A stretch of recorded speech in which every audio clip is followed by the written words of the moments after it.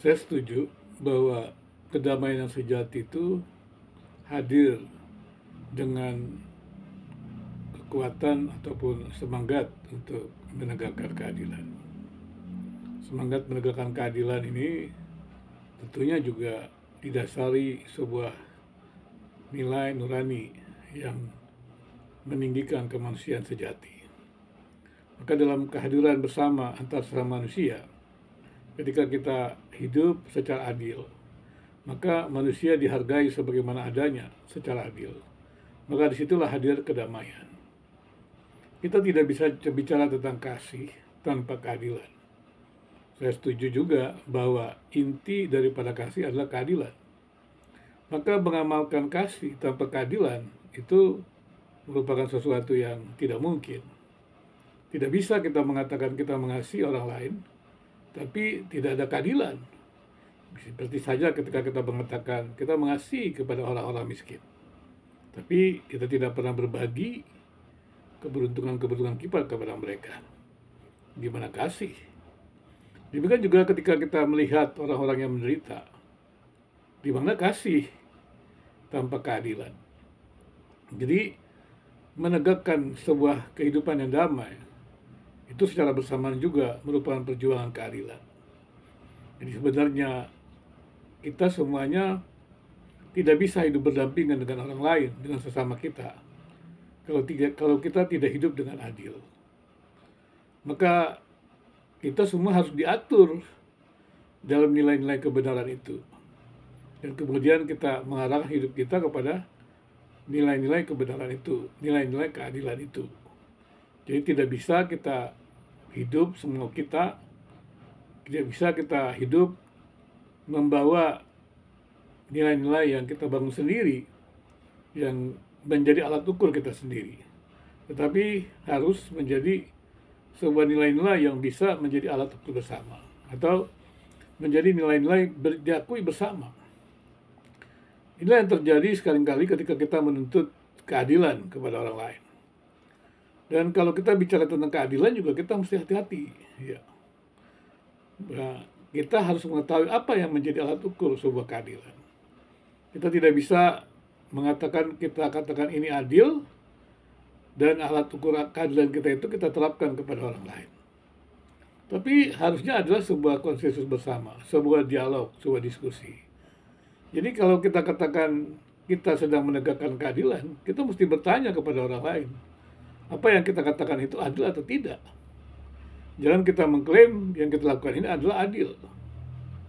Siapa kita yang bisa menentukan apa yang kita klaim ini adalah adil? Yang namanya keadilan itu juga mesti ada ukurannya. Dan alat ukurnya adalah bukan diri kita sendiri. Tapi dalam kehidupan bersama yang disebut adil adalah sebuah konsensus bersama. Sebuah fairness itu juga sebuah keadilan bersama. Tidak bisa kita memperlakukan orang yang kuat sama dengan orang yang lemah. Tidak bisa kita melakukan kelompok-kelompok orang yang beruntung dengan kelompok orang yang tidak beruntung. Itu tidak adil. Karena mereka yang tidak punya kekuatan untuk mendapatkan pendidikan yang baik, tidak bisa diberikan kesempatan yang sama kepada orang yang memiliki kesempatan yang sangat luas dalam mendapatkan pendidikan karena berasal dari orang-orang yang mampu. Itu sebabnya orang-orang yang tidak mampu itu tidak memiliki pendidikan yang baik. Kenapa? Karena ketidakadilan pemerintah, ketidakadilan masyarakat. Bagaimana seorang individu itu bisa berperan di tengah masyarakat, komunitas, bangsa, dan negara? Kalau individu itu sendiri tidak mendapatkan kesempatan memaksimalkan dirinya, berkontribusi di tengah masyarakat.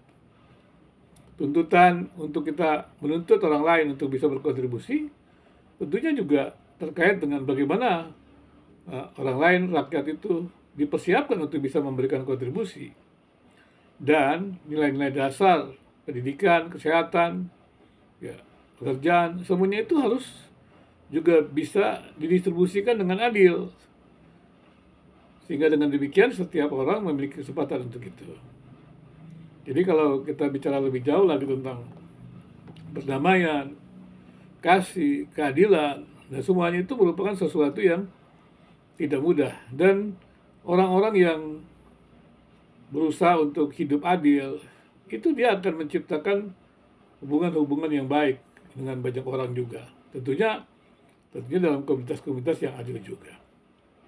Tapi kita juga tidak bisa membiarkan hubungan-hubungan yang jahat itu kita katakan sebagai sesuatu hubungan yang damai. Misalnya seperti kehidupan mafia, di mana antar anggota mafia itu kelihatannya terjadi koordinasi yang baik. Tapi koordinasi yang baik itu koordinasi di atas paksaan. Dan tentunya yang berkuasa itu yang menjadi kuat. Dan ini jelas-jelas tidak adil. Meskipun kelihatannya kompak, kelihatannya ada persatuan, tapi sebenarnya tidak adil. Karena sekali lagi ada kekuatan individu tertentu atau orang-orang tertentu yang mengendalikan banyak orang. Ya, tampaknya memang terkendali, tetapi terkendali dalam ketakutan. Tapi dalam hubungan dengan kehidupan masyarakat, sama keluarga, kita tidak boleh membangun kehidupan ketakutan itu. Justru keadilan itu diberikan dalam kebebasan setiap orang mengungkapkan pandangannya. Dan kemudian juga setiap orang itu bisa juga berkontribusi di tengah-tengah keluarga, masyarakat, bangsa, dan negara. Jadi yang disebut keadilan itu sendiri sebenarnya sebuah nilai yang harusnya juga kita mesti hati-hati. Artinya itu tidak bisa diklaim sebagai sebuah nilai individu saja, tapi harus dibuat sebuah konsensus bersama. Itulah sebabnya kemudian ketika kita hidup bersama, di dalam konsensus bersama itu ada nilai-nilai publik. Artinya nilai-nilai yang diakui adil bersama di dalam publik. Itulah disebut kebijakan publik. Maka kebijakan publik itu disusun sedemikian rupa melibatkan seluruh pemangku kepentingan. Sehingga dengan demikian semua mengakui bahwa tidak ada hak individu yang terdiskriminasikan. Dan semua kesepakatan tersebut itu menjadi keuntungan bersama. Tidak ada yang dirugikan. Jadi di dalam sebuah hidup bersama itu harus saling menguntungkan. Dan tidak ada yang dirugikan. Nah kalau ada yang dirugikan, ya berarti tentunya akan menjadi perasaan ketidakadilan kembali. Ya maksud saya adalah bukan berarti seseorang bisa semau-maunya. Justru dengan aturan tersebut seorang bisa menempatkan dirinya dengan baik, dengan tepat.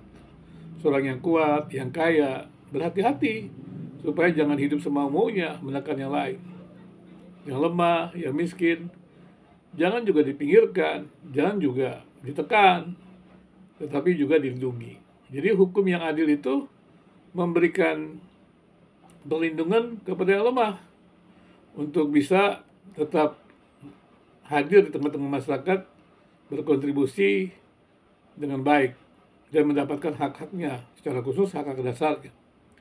Tapi hukum yang adil juga memberikan perlindungan kepada mereka yang kuat, mereka yang kaya, supaya tidak bertindak semena-mena, sehingga menjaga hidupnya. Kalau mereka yang kuat, yang kaya itu bertindak semena-mena, sebenarnya dia membuka diri untuk tindakan semena-mena dari yang lain. Jadi hukum aturan itu membuat semua tidak semena-mena. Dan karena semua tidak semena-mena, maka semua hidup dalam aturan. Nah, itulah yang namanya kedamaian. Dan kedamaian itu bisa muncul ketika ada keadilan. Kalau kita mau mengamalkan keadilan dari mulai yang kecil, terus kita akan menghadirkan kedamaian. Saya setuju sekali bahwa menghadirkan sebuah kehidupan yang damai itu harus juga menghadirkan keadilan. Menyatakan kasih kepada sesama kita, itu juga harus didasari keadilan. Karena inti kasih adalah keadilan. Jadi tanpa keadilan bukan kasih. Tanpa keadilan bukan kedamaian sejati. Kedamaian sejati hanya muncul ketika nilai-nilai keadilan itu menjadi dasar hidup bersama. Marilah kita berjuang untuk hidup bersama dengan adil, untuk menghadirkan kedamaian, untuk mengekspresikan kasih kita kepada sesama secara tepat. Karena tanpa keadilan, tidak ada perdamaian. Tanpa keadilan, kedamaian itu semu, walaupun tampaknya ada damai. Tanpa keadilan, kasih juga bukan sebuah kasih yang murni. tetapi bisa jadi sebuah kasih yang sebenarnya menjerumuskan yang lain. Itu bukan kasih. Oleh itu saya katakan inti kasih adalah keadilan.